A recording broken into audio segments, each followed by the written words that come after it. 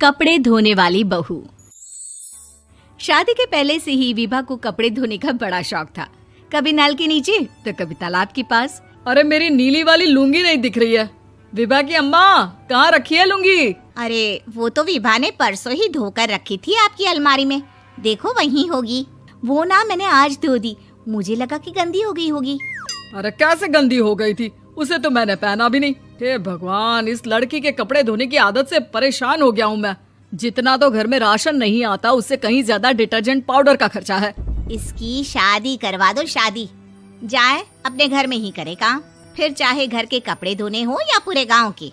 हाँ ठीक बोल रही हो, देखता हूँ मैं कोई लड़का। वो दिन भी आ जाता है जब विभा को देखने लड़के वाले आ जाते हैं। लड़की मुझे अच्छी लगी। होने वाली सास कहती है, बेटी अगर कुछ पूछना है तो पूछ लो। वैसे तो हमारी लड़की बहुत ही शर्मीली है, जो बोल दो वो मान लेती है, इसे क्या पूछना होगा। अरे कैसी बात कर रही हो माँ, मुझे इन लोगों के घर रहना है, सवाल तो कई है।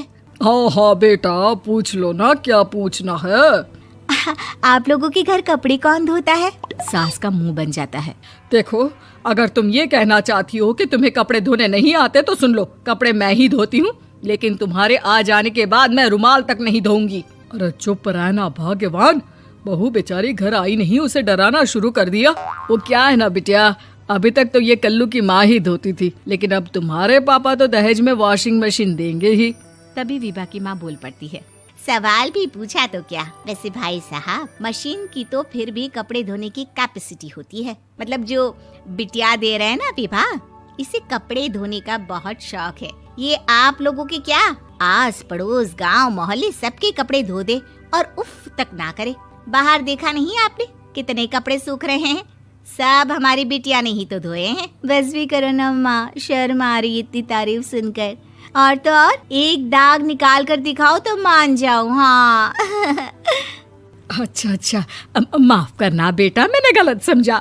हमें तो रिश्ता बहुत पसंद है। और ऐसे जुड़ जाता है रिश्ता कपड़े धोने का शौक रखने वाली विभा का। उसकी शादी हो जाती है कोयला फैक्ट्री में काम करने वाले कल्लू के साथ। शादी के बाद अचानक विभा चिल्लाती हुई सास के पास आती है। सासू माँ, अरे सासू माँ कहाँ है आप? ये तो धोखा है, धोखा दिया आप लोगों ने मुझे। इसे ससुर के चक्कर के बारे में पता चल गया। अरे तो उसमें तुझे क्यों धोखा मिला है? अरे नल में पानी नहीं आता, कपड़े कैसे कब धुलेंगे? अच्छा, तू पानी नहीं आ रहा उसकी बात कर रही है। तो आपने क्या सोचा? कुछ नहीं। अच्छा, तेरी माँ ने कहा था कि कपड़े धोने का शौक है तुझे, याद आया मुझे। शौक बोलकर कपड़े धोने वाले मेरे जुनून को कम ना आके सासू माँ, कपड़ा धोना मेरा गुरूर है। तभी पति भी वहाँ आ जाता है। अभी मैंने इसे सनी देओल की फिल्म दिखाई है, उसी के डायलॉग मार रही है माँ। अच्छा सुन, साफ बता रही हूँ, पानी सुबह 4 से 6 और शाम को 10 से 12 आता है, समझी? विभा टाइमिंग सुनकर हैरान हो जाती है। ये क्या भूतों का मोहल्ला है? सुबह 4 बजे उठकर कौन कपड़े धोता है? 4 बजे टंकी में पानी जाता है, फिर सारा दिन धोना ना, किसने मना किया? अरे कैसी बात कर रही हैं? 200 लीटर की टंकी में कितने कपड़े धो लूंगी मैं? सुबह ही उठ जाऊंगी मैं। अब क्या था, विभा सुबह 4 से लेकर रात के 12 बजे तक कपड़े ही धोती रहती। एक रोज सास पड़ोस से निकलकर कहीं जा रही होती है कि साथ वाली कहती है, हाँ कल्लू की माँ, जरा ये बताओ कि 2 साड़ी है, 2 ब्लाउज और एक पेटीकोट और एक नाड़े वाला लंबा कच्छा। हाँ तो? अरे तो क्या, कितना लोगी धुलाई ये बताओ। धोबन दिख रहे हैं हम क्या? हमारे पति सरकारी नौकरी से अभी रिटायर हुए हैं और बेटा सुपरवाइजर है कोयला फैक्ट्री में। धोबन समझ रखा है हमें। हाय रे कल्लू की अम्मा, माफ कर दो, वो तो मोहल्ले में यही सब बता रहे थे कि तुमने बहू को कपड़ा धुलवाने के काम में लगा दिया है। सास को पड़ोसन की बात सुनकर गुस्सा आ जाता है। वो घर पहुंचती है जहां घर के बाहर ही इतने सारे कपड़े सूख रहे होते हैं जितने कि किसी धोबन के घर पर। अरे ओ कल्लू की दुल्हन, बाहर निकल। माँ जी यहीं आ जाओ, बाथरूम में चादर धो रहे हैं हम। अरे अभी हम धोते हैं, तुमको बाहर निकलो। ये आस पड़ोस वाले बोल रहे हैं कि हम बहू से कपड़े धुलवा कर उसे कपड़ा धोने वाली बना दिए हैं। अरे छोड़ो ना माँ जी, किन लोगों की बातों में आती हो? आस पास के लोगों का तो काम ही होता है कि वो किसी तरह सास बहू को लड़ा दे। बहू सारे घर के कपड़े धोती है, ये क्या कम है? बोलिए। सास को भी लग जाता है कि वो बहू का ये सनकीपन नहीं छुड़वा सकती, इससे अच्छा है कि खुद ही चुप हो जाए।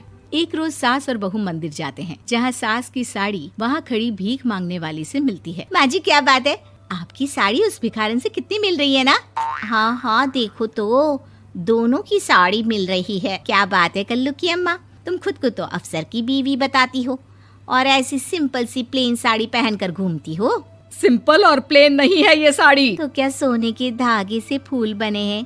कुछ भी सासू माँ, कुछ भी। हाँ, बने थे इस साड़ी में सोने के धागे से फूल। मेरे पति लेकर आए थे मद्रास से स्पेशली मेरे लिए 10,000 की। ताहे भाई साहब इस भिखारन के लिए भी सेम टू सेम साड़ी लेकर आए होंगे 10,000 की। सास उस वक्त तो कुछ नहीं कहती, लेकिन बहू के साथ घर आती है और अलमारी से एल्बम निकाल कर लाती है। ये साड़ी देख रही है, ये वही साड़ी है जिसे मैंने अभी पहना था। इस साड़ी में ये जो चमकदार फूल दिख रहे हैं ना, ये सोने के धागों से काढ़े गए हैं। लेकिन तू लोकल वॉशिंग मशीन ब्रश से घिस घिस कर सारे फूलों को निकाल कर साड़ी प्लेन कर दी।